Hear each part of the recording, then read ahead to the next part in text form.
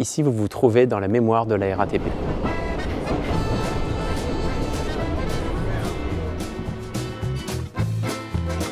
Nous sommes dans le premier métro qui arrive le 19 juillet 1900 sur Paris, dans le métro Bois. Nous sommes dans une voiture première classe. La particularité de cette première classe, donc, ce sont ces très belles finitions et ces sièges en cuir. Et tous les métros première et deuxième classe étaient équipés donc de porte-chapeaux.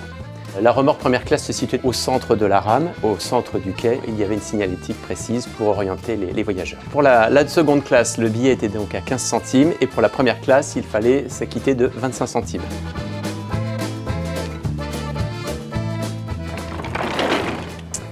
Donc nous nous trouvons dans une motrice deuxième classe, le Sprague Thomson, qui arrive sur le réseau en 1908. Cette nouvelle génération de matériel a une caisse métallique puisqu'il est décidé d'abandonner les métros bois suite à un incendie en 1903. Alors sur cette nouvelle génération de matériel, la CMP, l'ancêtre de la RATP, décide donc de mettre des ampoules spécifiques puisque les Parisiens avaient cette tendance à subtiliser les ampoules du métro bois et donc ça posait bien sûr quelques soucis à l'exploitation. Elles ont un gabarit différent, donc le diamètre du culot est un petit peu plus grand. Vous ne pourrez pas l'utiliser dans un usage domestique. Le Sprague Thomson a une longévité remarquable puisqu'il arrive sur le réseau en 1908 et il sera réformé en 1983. C'est un matériel qui a marqué 3 générations de Parisiens.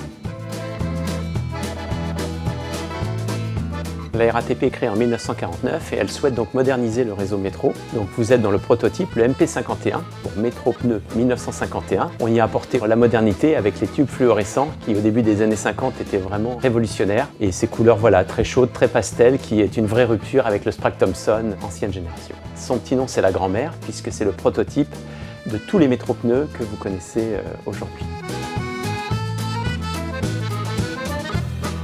Oui, on est forcément passionné, on aime les transports, on aime les matériels, on aime toutes ces décennies. Plus de 70 ans d'innovation, c'est vraiment un grand privilège de pouvoir contribuer à cette belle aventure.